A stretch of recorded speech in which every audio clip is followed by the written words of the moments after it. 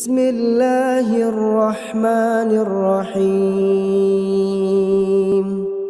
إذا زلزلت الأرض زلزالها